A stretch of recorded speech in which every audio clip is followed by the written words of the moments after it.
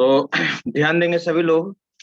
आज हम लोग रिवीजन क्लास देखेंगे internal examination point of view से, राइट। न्यू टॉपिक कोई भी नहीं होगा, ठीक है। और मैंने पहले भी बोला था कि जो प्रीवियस क्लास में जहां तक टॉपिक हुआ था उसी से क्वेश्चंस होगा ना, ठीक है। तो लास्ट टॉपिक क्या था? Data type. डेटा टाइप ही था ना, ठीक है। तो वहीं तक आपके इंटरनल्स में क्वेश्चंस होंगे, ठीक है। अब यहाँ पे क्वेश्चन जो भी, जैसे मान ली कि ऑपरेटर है, तो ऑपरेटर में अब सभी ऑपरेटर का कॉन्सेप्ट क्लियर होना चाहिए, क्योंकि उसमें हो सकता है कि न्यूमेरिकल्स भी हो सकता है आपके ऑब्जेक्टिव क्वेश्चन में।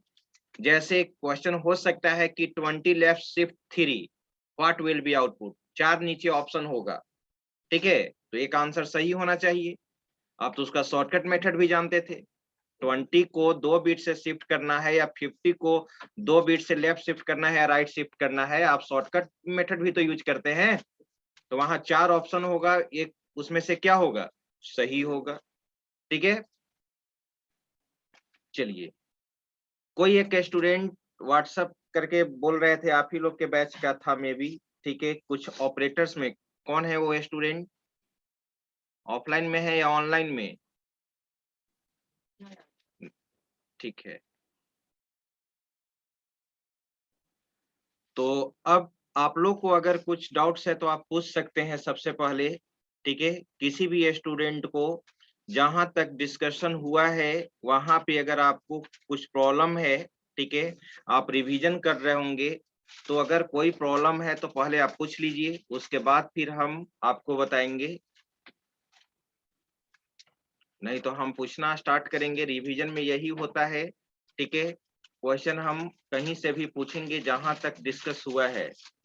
अगर आपको कोई सबसे पहले कोई भी डाउट्स है तो उसको क्लियर कर लीजिए।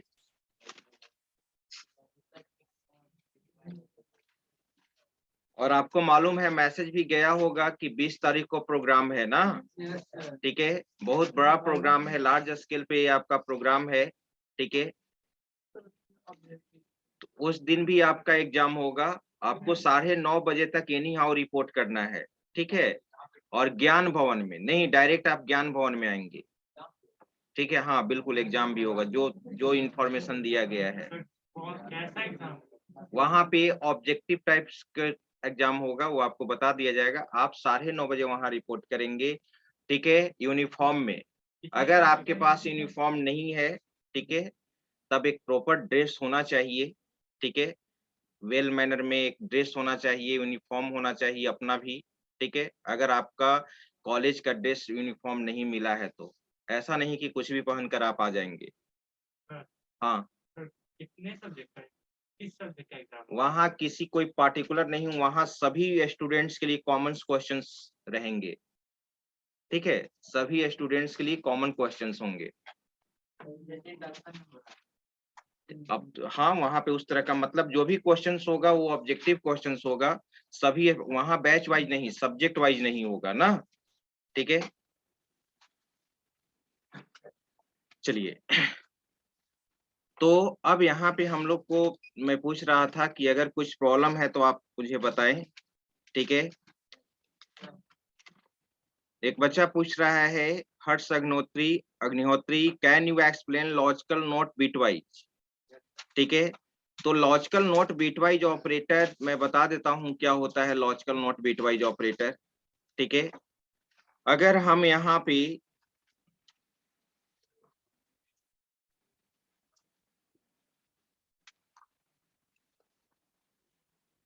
ध्यान दीजिएगा, एक बच्चा ने पूछा है लॉजिकल नोट बिटवाइज ऑपरेटर। अगर मान ली कि इस तरह से क्वेश्चन होगा, ठीक है, इसको हम लोग कहते हैं लॉजिकल नोट बिटवाइज, राइट। अगर पूछा जाएगा कि 50 का आउटपुट क्या होगा, 50 का लॉजिकल नोट क्या होगा, फिर यहाँ पर 65 है, ठीक है, इसका लॉजिकल नोट रिजल्ट क्या होगा? डायरेक्ट मैंने आंसर बताया था, शॉर्टकट मेथड। तो बताया 50 का क्या होगा? -51, ठीक है, -51 आंसर इसका होगा।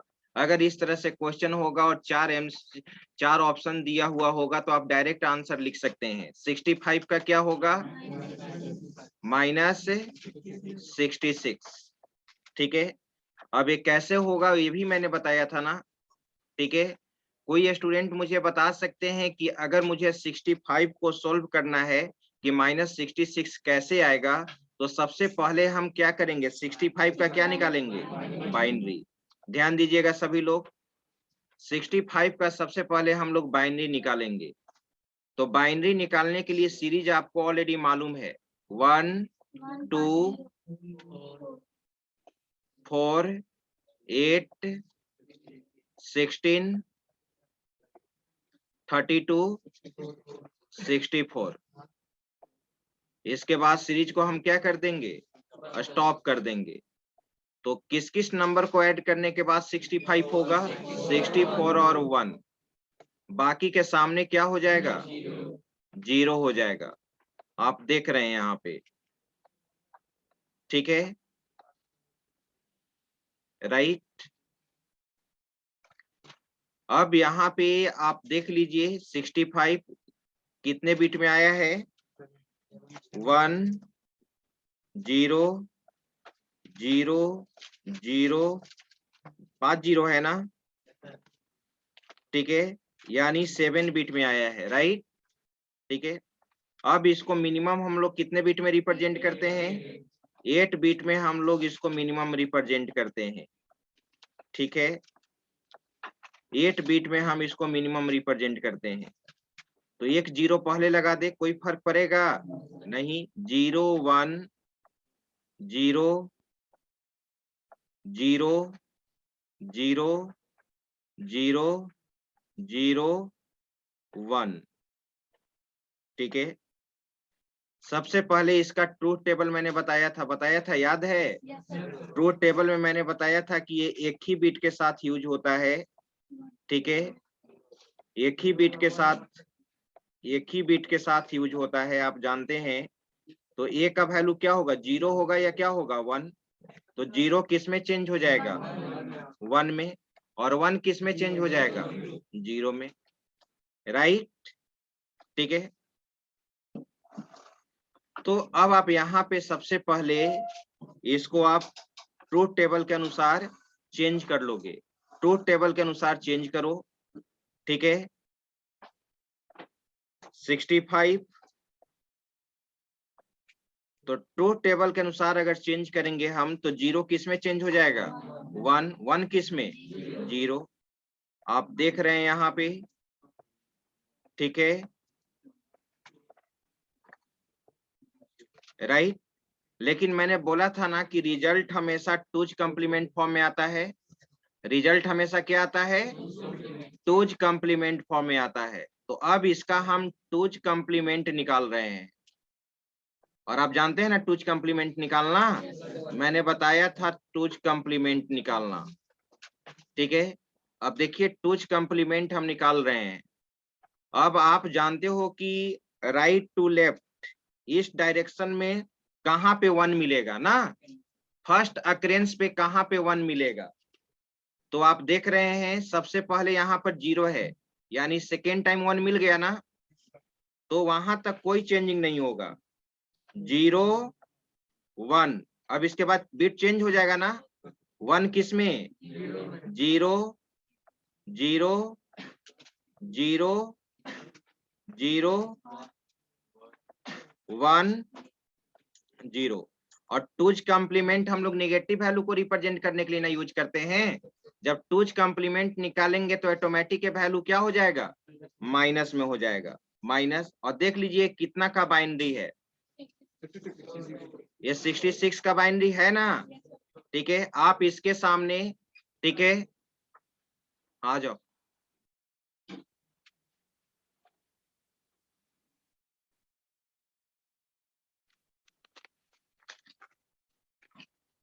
देखो इसमें जहां जहां क्वेश्चन का था कैसे मैंने मार्क्स को मतलब मॉडिफाई किया था, ठीक है, उसके अनुसार ये एक्सप्लेनेशन लिख दिए हैं। और बाकी जो रहेगा जितेंद्र सर से भी बात कर लिए हैं, रंजीत सर आएंगे तो लेटर लिखवा लेना। और ये पॉइंट 1A में चेंजिंग है, 1D में चेंजिंग है, 3 में है और 5 हाँ, में है। यस सर, यही यहाँ रीजन पे रहेगा। 8 हुआ। यहाँ पे क्या 8? सर उसमें 8 पड़ा था। हाँ जी, हाँ वही सर, आप 12 बोले थे ना, जैसे 12 नहीं तो उसमें 8 था।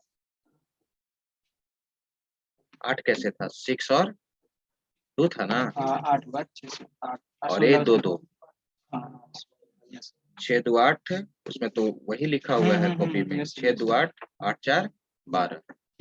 Thank you sir.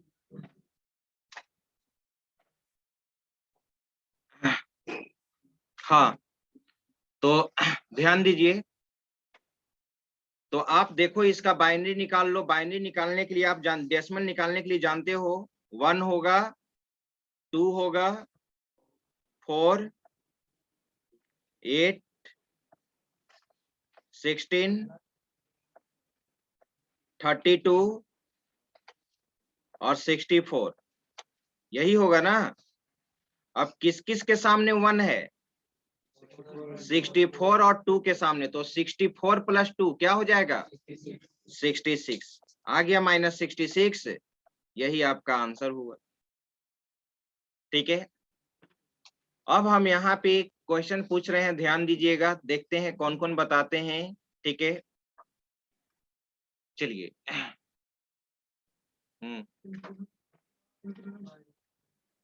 Increment operator, increment operator में क्या प्रॉब्लम है तुमको? क्या करता है इंक्रीमेंट ऑपरेटर, बताइए।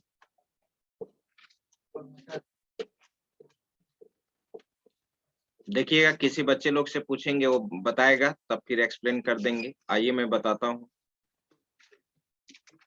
इसको हटा दें।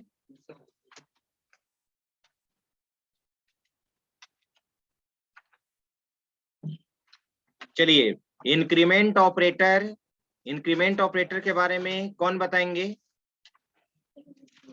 हाँ तो बताओ तुम, ध्यान से सुन लो जी, फिर हम पूछेंगे तुमसे क्या वो बोल रहा है, बोलो। It increases by value. It increases value by 1. Very good. There are two types, prefix and postfix. Prefix and postfix. बैठो, इसने बताया कि इंक्रीमेंट ऑपरेटर किसी भी वेरिएबल के वैल्यू को 1 से क्या कर देता है? इंक्रीज कर देता है। ठीक है, और इसका 2 टाइप होता है, एक प्रीफिक्स इंक्रीमेंट होता है और एक पोस्टफिक्स इंक्रीमेंट होता है। ठीक है, प्रीफिक्स कहने का मतलब होता है कि ऑपरेंड के पहले ना, ऑपरेंड के पहले यूज होता है, और पोस्टफिक्स कहने का मतलब ऑपरेंड के बाद यूज होता है। आप देख रहे हैं ना, ऑपरेंड के बाद यूज होगा, एक को ऑपरेंड कहेंगे, प्लस प्लस इंक्रीमेंट ऑपरेटर होगा, राइट। ठीक है, और इसमें इसके बाद तुम्हारा क्या होता है? डिक्रीमेंट ऑपरेटर होता है। डिक्रीमेंट ऑपरेटर क्या करता है? किसी भी वेरिएबल के वैल्यू को 1 से क्या कर देता है? डिक्रीज कर देता है। माइनस माइनस ये तुम्हारा डिक्रीमेंट ऑपरेटर है। ठीक है, और फिर यहाँ पे ए माइनस माइनस, ये तुम्हारा पोस्टफिक्स डिक्रीमेंट हुआ ना। दोनों 1 से वैल्यू को डिक्रीज करेगा, और इंक्रीमेंट ऑपरेटर भी दोनों 1 से क्या करेगा? इंक्रीज करेगा। लेकिन डिफरेंस क्या है इवैल्यूएशन में? डिफरेंस क्या है इवैल्यूएशन में? सबसे पहले इस पे मैं एक क्वेश्चन दे रहा हूं, आप लोग बनाएंगे, क्योंकि इससे रिलेटेड क्वेश्चन इंटरनल एग्जाम में बिल्कुल होगा। ठीक है, आप जानेंगे तभी उसको बना सकते हैं। तो अगर मैं यहाँ पे एक क्वेश्चन लिखूं, a equal to 10, b equal to 20 और c equal two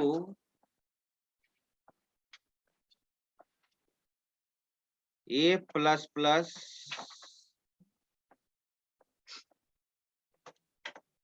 comma b minus minus, मालूम है ना कॉमा ऑपरेटर है। ठीक है, b प्लस प्लस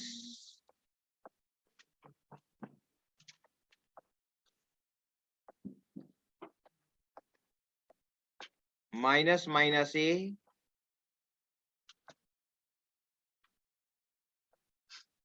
तो आपको बताना है ए का वैल्यू क्या होगा, बी का वैल्यू क्या होगा और सी का वैल्यू क्या होगा। चलिए आप लोग बनाइए, कौन कौन बनाते हैं मुझे बनाकर बताएं कि ये तीनों का वैल्यू क्या आएगा। बोलो बन गया तो ए का 10, बी का 20, सी का 11 और किन्हीं का दूसरा आंसर भी आ रहा है, सी का 10 और बाकी सेम है।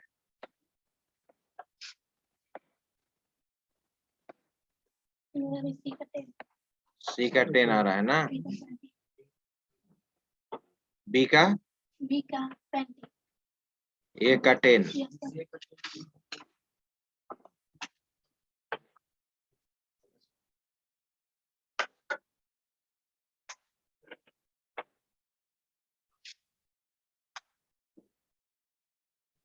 sir.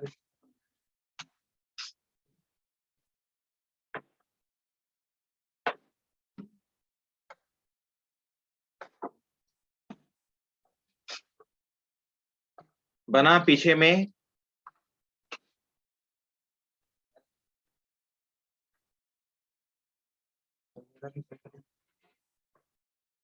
मेरा भी 10 आ रहा है सर, हमको लगा 10, 20 और 10 और 6 है।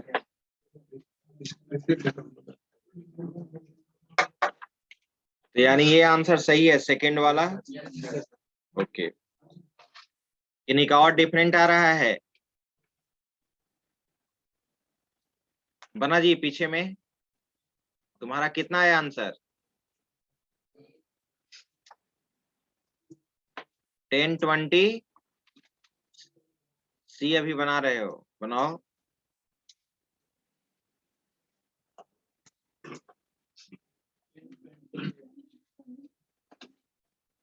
हाँ बोलो जी हर्ष। सर ए का 9, बी का 10, सी का भी 9 सर। ए का 9, बी का 20, बी का 20 बी का 20 और सी का 9 सर। और लास्ट वैल्यू माइनस माइनस ए का। ध्यान दीजिए मैं सोल्व कर रहा हूँ। हाँ तुम्हारा क्या है, 10, 20, 10 यानी सेकंड वाला आंसर सही है। ठीक है, आइए चेक करते हैं। ध्यान दीजिए, कॉमा ऑपरेटर कहा जाता है कि जो भी लास्ट वैल्यू आएगा वही वैल्यू किस में असाइन होगा, सी में होगा। ये प्लस प्लस है। अब यहाँ पे अब देखो जी, देखो तुम अब जब बता रहे हैं तो फिर कलम क्यों चला रहे हो, यहाँ ध्यान दो। ठीक है, बताने के पहले कलम चलाइए, ठीक है, नहीं तो फिर आपको समझ में नहीं आएगा। C equal to a plus plus, ये पोस्टफिक्स है। पोस्टफिक्स कहता है कि जहां पे मुझे यूज किया जाएगा हम वहां इंक्रीज नहीं करेंगे। ठीक है, तो यहाँ पर ए का वैल्यू क्या रह जाएगा, 10 ही रह जाएगा, राइट।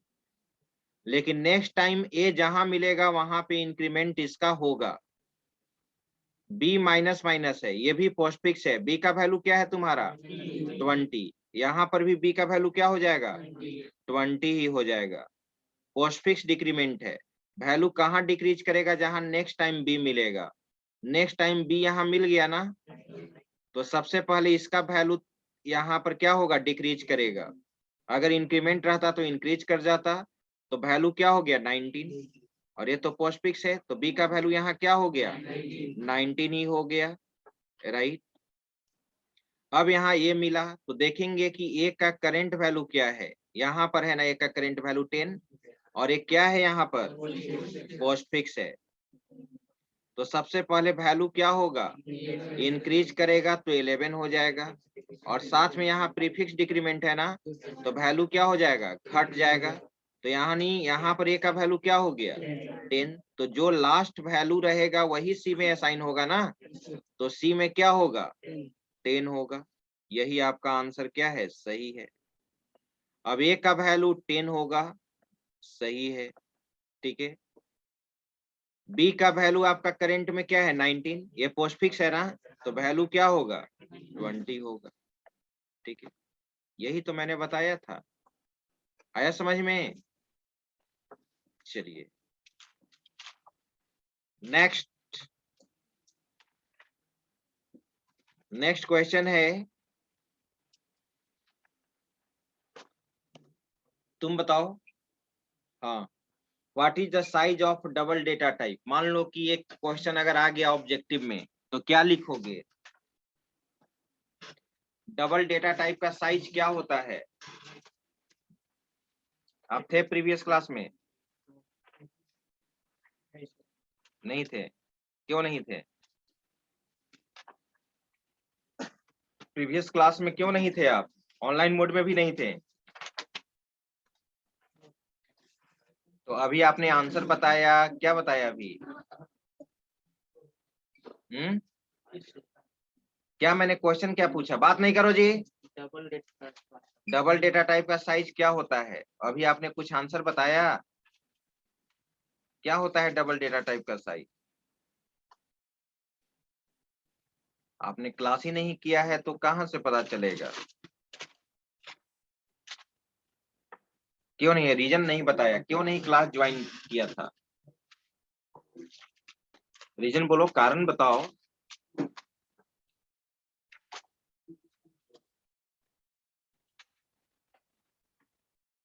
ये जो चुप रहने वाला बात है ना, ये दम मतलब उसको क्या है, आप कभी भी लाइफ में सक्सेस नहीं कीजिएगा। आप रीजन हम बता रहे हैं, यहाँ डरना क्या है बताओ, क्यों नहीं आपने क्लास ज्वाइन किया। लिंक नहीं था, इसको बोलने में इतना टाइम क्यों लगा, क्या दिक्कत था। ग्रुप में कब ऐड हो, कल परसों, ठीक है, कल परसों ग्रुप में ऐड हुए हैं, कोई दिक्कत नहीं, यही चीज तो बोलना है। अब हम समझ गए कि आप आपका न्यू एडमिशन है। कल परसों अगर आप ग्रुप में ऐड किए हैं, आप ऐड हुए हो, तो इसके पहले आपने क्लास नहीं किया है, तो आपको बोलना होगा ना, क्या नाम है तुम्हारा, अभिषेक ना, ठीक है, बैठो।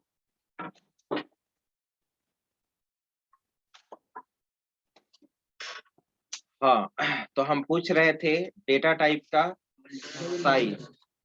आप बताइए फ्लोट कहाँ,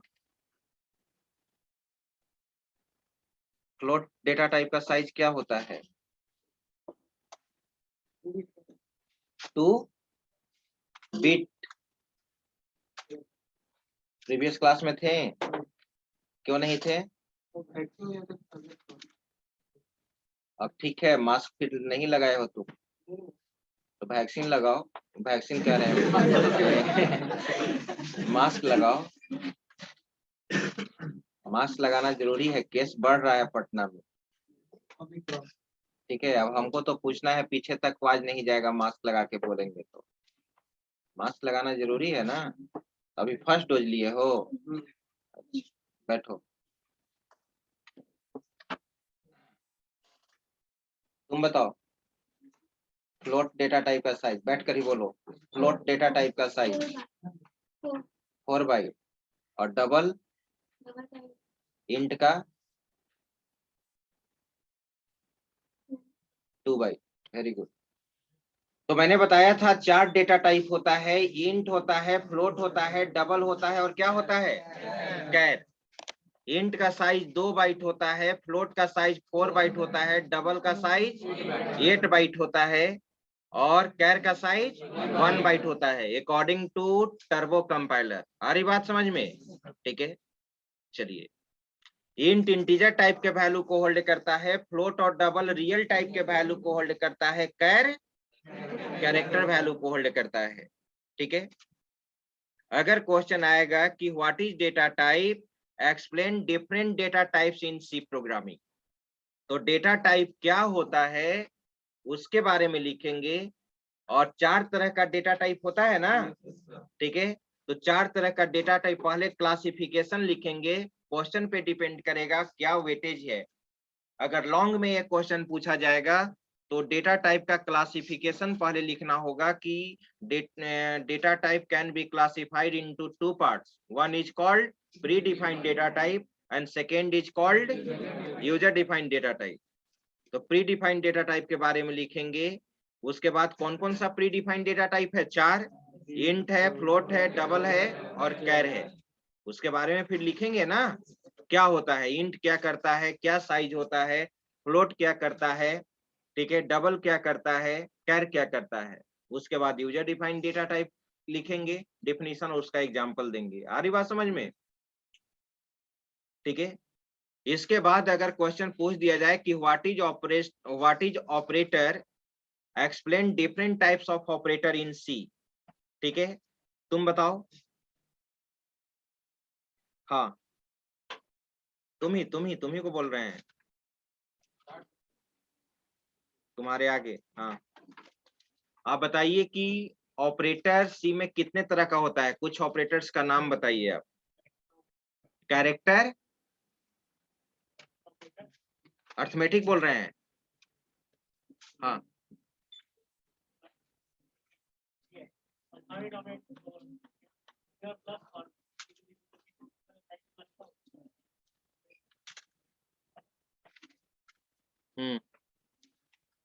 क्लास किए हैं? कितना क्लास किए हो अभी तक सी का? 2 क्लास, 2 क्लास छोड़कर आप सभी क्लास किए हैं। तब तो ऑपरेटर का गलत नाम नहीं बताना चाहिए। ऑपरेटर में तो मे भी 4-5 क्लास लगा है। ऑपरेटर के क्लास में ऑपरेटर ही लंबा चैप्टर था और सबको कॉन्सेप्ट समझना था। कम से कम 3 तरह के ऑपरेटर का नाम बताओ, 3 टाइप के ऑपरेटर का नाम बताओ। सही है?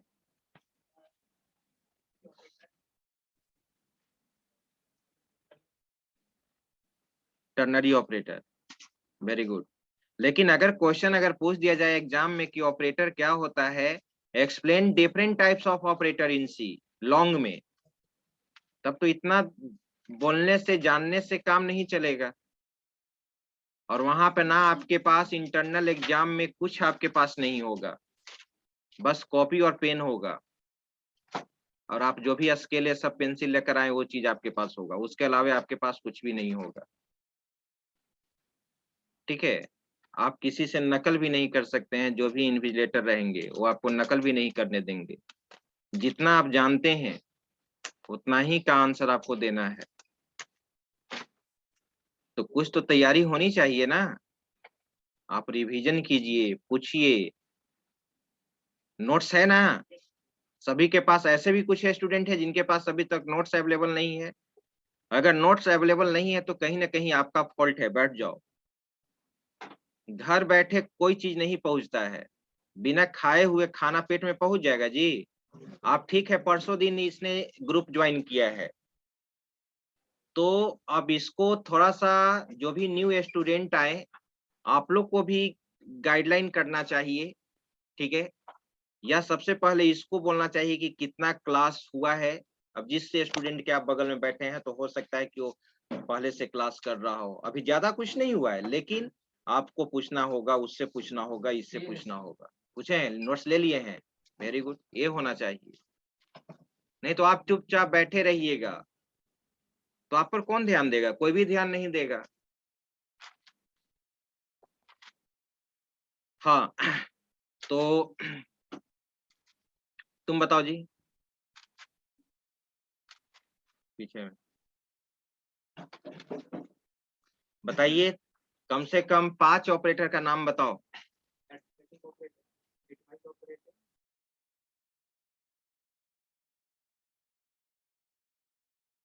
Assignment operator, ternary operator, operator. हाँ बिल्कुल।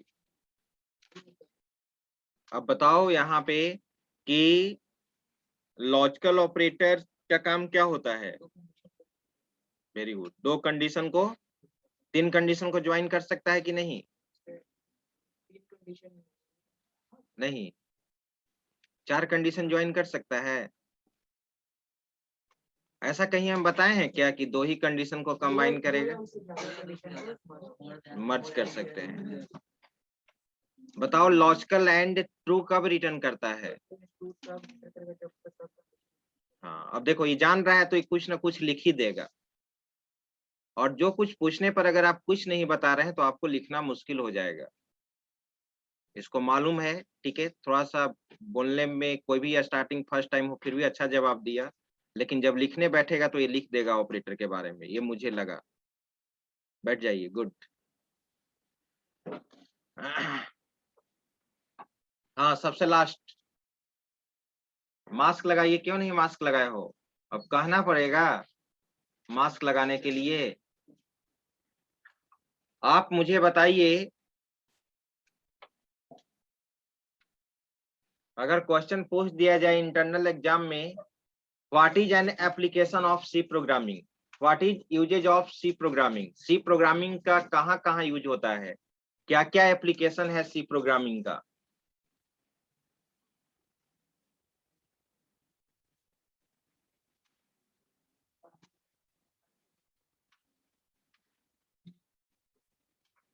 प्रोग्रामिंग करने में तो हर प्रोग्रामिंग लैंग्वेज में प्रोग्रामिंग करते हैं। सी प्रोग्रामिंग जानने के बाद आप क्या क्या कर सकते हैं? एक है ना, आपका ऑब्जेक्टिव है ना कि बीसीए हमारा कंप्लीट होगा तो हम जॉब करेंगे, विप्रो में जाएंगे, टीसीएस में जाएंगे। तो सी प्रोग्रामिंग जानने के बाद क्या करोगे तुम? सी का यूज क्या है? कोई भी आपसे नॉन टेक्निकल बंदा रास्ते में मिले, कहाँ क्लास करके आ रहे हो, कहाँ से आ रहे हो, तो कॉलेज में से, कौन सा कोर्स में हो, तो बीएससीआईटी में है। बीएससीआईटी पढ़ने से क्या होगा? किस सब्जेक्ट का क्लास किए हो, तो सी प्रोग्रामिंग। इसका क्या मतलब है? सी प्रोग्रामिंग पढ़ने से क्या फायदा होगा, क्या होगा? सी प्रोग्रामिंग हम जान लेंगे तो क्या होगा? किस तरह के ऐप को बनाने के लिए, क्या हम सी में मोबाइल ऐप भी बना सकते हैं? सी में अगर मोबाइल ऐप का अगर तुम नाम लेते हो तो ऐप हर तरह का होता है। तो क्या हम एंड्रॉयड ऐप भी सीख सकते हैं सी प्रोग्रामिंग में?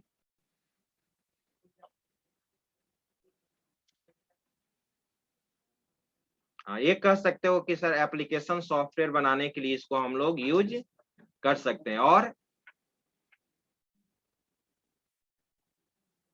जानना होगा इसको, नहीं तो नहीं लिख पाइएगा आप। कौन कौन स्टूडेंट बता सकते हैं? हैंड रेज कीजिए। फिर भी 10 से 15 स्टूडेंट्स बता सकते हैं। चलिए बैठो, तुम बताओ जी बगल में। हाँ आगे, हाँ तुम बताओ, सी का कम से कम 3 फीचर बताओ।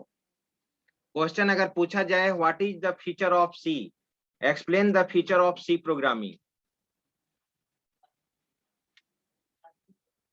क्लास आप नहीं किए हैं?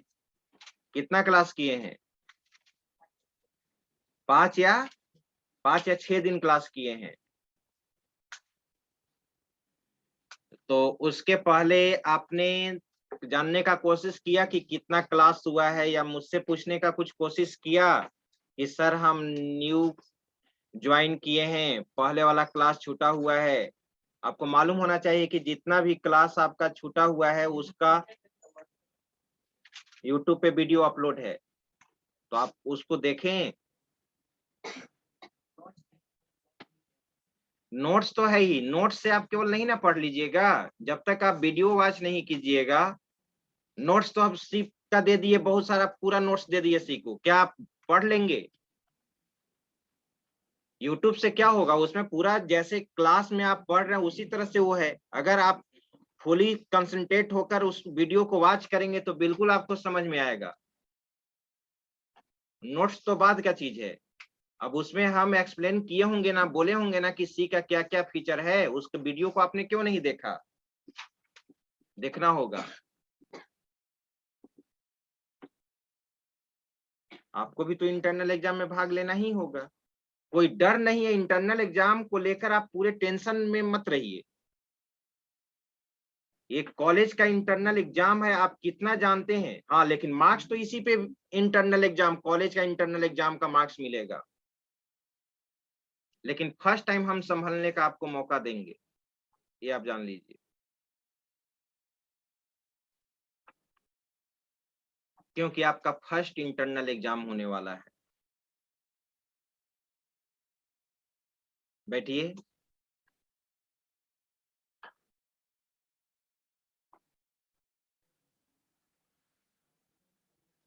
तुम बताओ।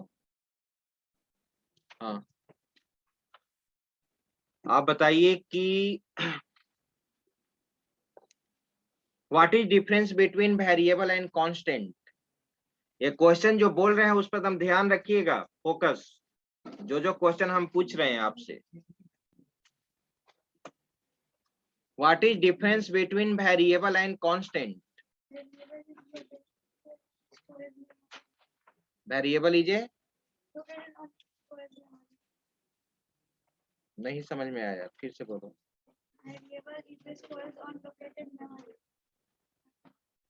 क्या करता है वेरिएबल?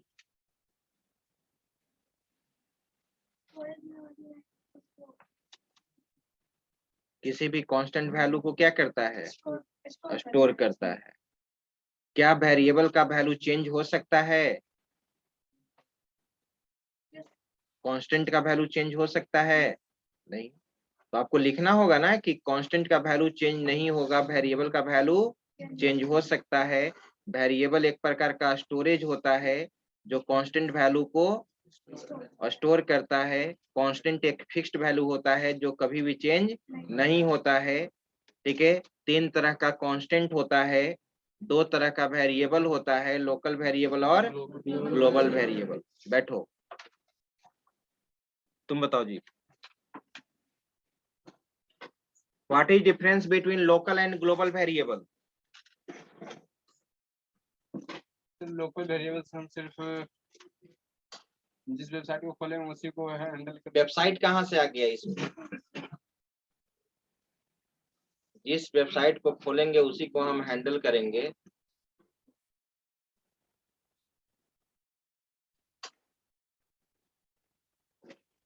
और हम खड़े हैं और तुम मोबाइल यूज कर रहे हो। ये न्यू स्टूडेंट है तो थोड़ा सा वार्निंग दे रहे हैं और छोड़ दे रहे हैं, बर्दाश्त कर रहे हैं। बस कुछ क्लास और।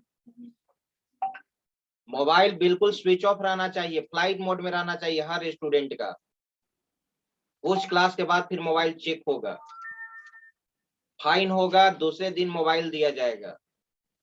जब टीचर कहे अगर जरूरत हमको पड़ेगा कि हाँ मोबाइल तुम ऑन करो, तब आपको मोबाइल ऑन करना है। ये चीज आप जान जाओ। पढ़ाई से रिलेटेड जब तुम इतना विद्वान हो, जब हम मोबाइल रखते हैं कुछ मैसेज आ जाता है तो हम डिस्टर्ब हो जाते हैं पढ़ाते समय, तो तुम क्या हो? हम वही देख रहे थे कि 2 मिनट 3 मिनट तक तुम आराम से, जब तक बोलेंगे नहीं तब तक। ये सब कब सीखोगे? बताओ सी के बारे में बताओ, सी के बारे में बताओ,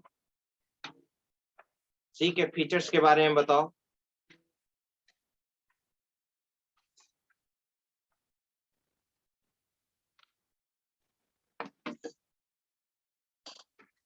सी प्रोग्रामिंग को डेवलप किया गया था 1972 में।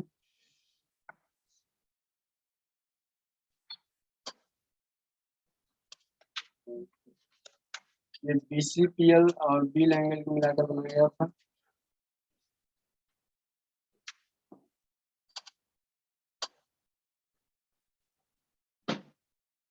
बैठिए, पढ़ाई पे ध्यान दीजिए, ठीक है? तुम बताओ जी, लोकल वेरिएबल और ग्लोबल वेरिएबल में डिफरेंस बताओ। खड़े हो पहले।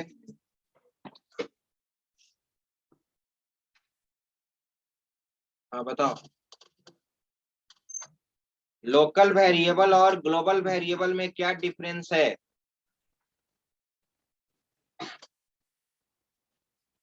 कौन बताएंगे? ठीक है, डाउन कीजिए। तुम बताओ जी, तुम्हारे पीछे। हाँ, बैठो तुम। लोकल वेरिएबल और ग्लोबल वेरिएबल में क्या डिफरेंस है? लोकल वेरिएबल एक पर्टिकुलर फंक्शन और ग्लोबल वेरिएबल एक टाइप का। Very good. और कुछ? एग्जाम में आएगा तो इतना ही लिखने से तो मार्क्स हम नहीं दे देंगे। क्या और क्या लिख सकते हो तुम उसमें?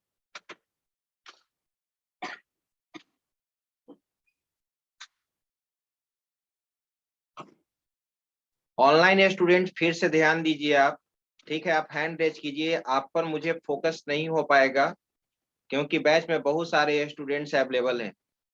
आप केवल क्लास में ध्यान से सुनते रहिए कि क्या हम बोल रहे हैं।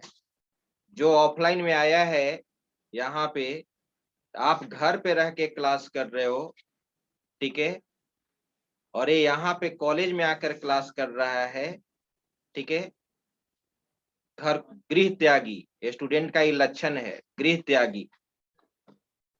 तो इसलिए इमरजेंसी के लिए ऑनलाइन है कि ऑनलाइन में क्लास आप ज्वाइन किए हुए हैं, लेकिन फोकस हमारा ऑफलाइन बच्चे पे है। जहां जरूरी होगा वहां मैं आपसे पूछ लूंगा। हाँ बताओ जी, what is difference between local variable and global variable? तो कब पढ़िएगा? इंटरनल एग्जाम है, बैठिए। कौन बताएंगे?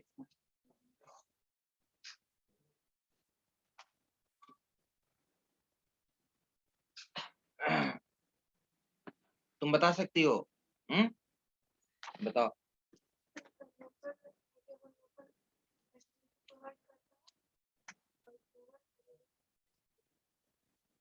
ग्लोबल एक्सेसिबिलिटी प्रोवाइड करता है। मान लो कि इसका मतलब हम नहीं समझे, क्या होता है ग्लोबल एक्सेसिबिलिटी? क्या होता है ग्लोबल एक्सेसिबिलिटी? जैसे आपने बोला कि local variable local accessibility provide करता है, global variable global accessibility, global का मतलब ही हम नहीं समझ रहे हैं, उसको समझाना होगा आपको।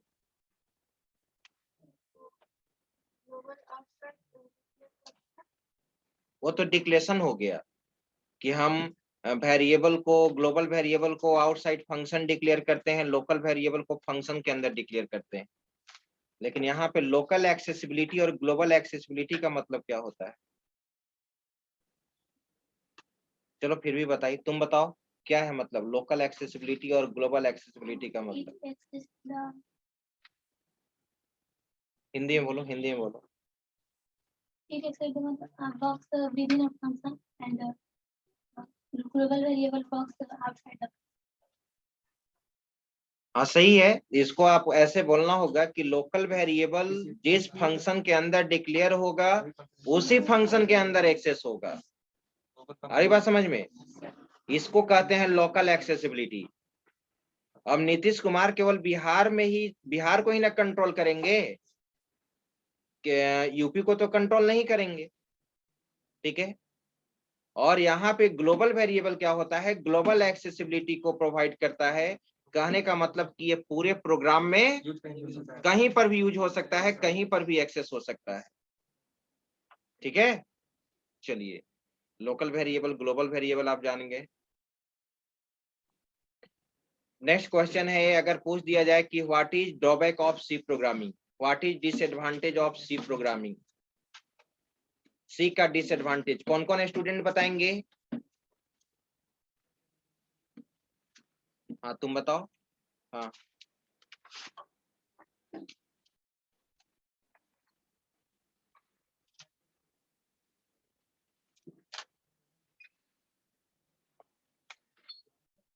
डिसएडवांटेज बोले।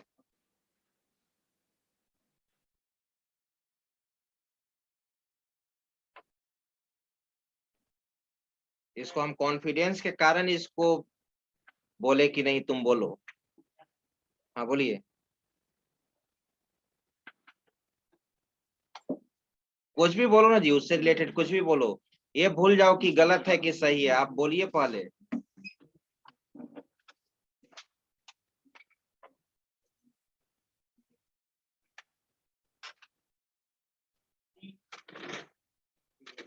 हम्म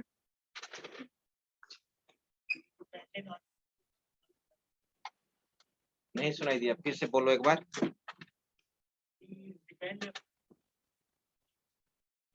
सी इज डिपेंडेंट, मशीन डिपेंडेंट, क्या बोलना चाह रहे हो?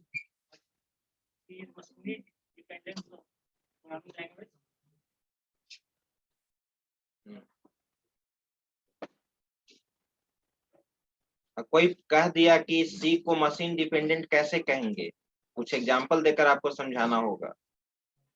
कौन समझाएंगे कि सी मशीन डिपेंडेंट है? हाँ बताओ तुम, बैठो तुम, वेरी गुड। मशीन डिपेंडेंट इसलिए क्योंकि सर वो मिड लेवल है, और वो सर अगर हम लोग किसी भी मतलब किसी लिए एक्सेस कर रहे हैं ह्यूमन रीडेबल लैंग्वेज तो उस चीज को कन्वर्ट कर देता है मशीन में, इसलिए मशीन डिपेंडेंट।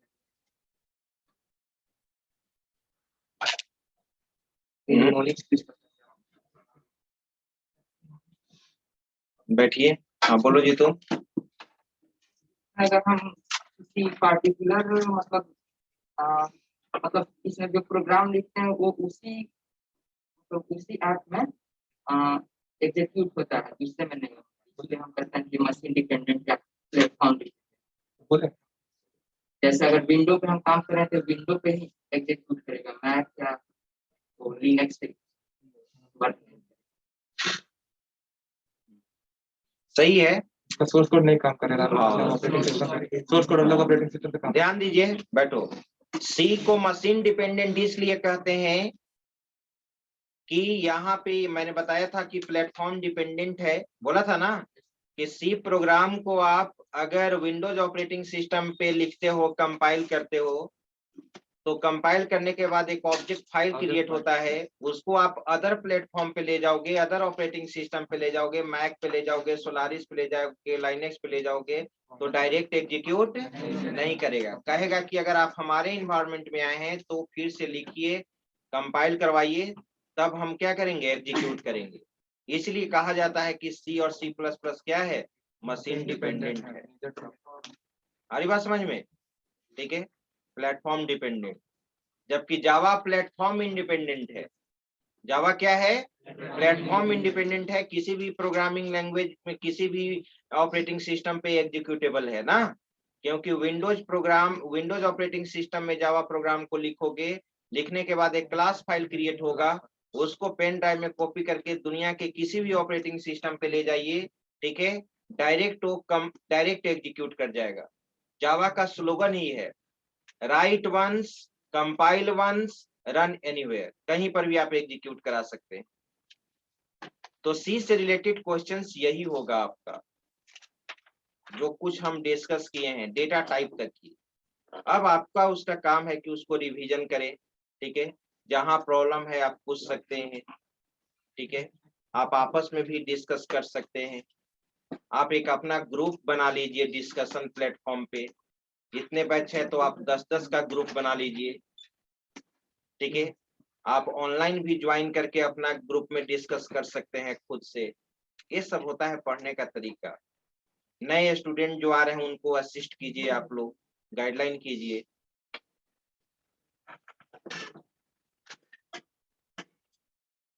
चलिए अब हम लोग अटेंडेंस बना लेते हैं।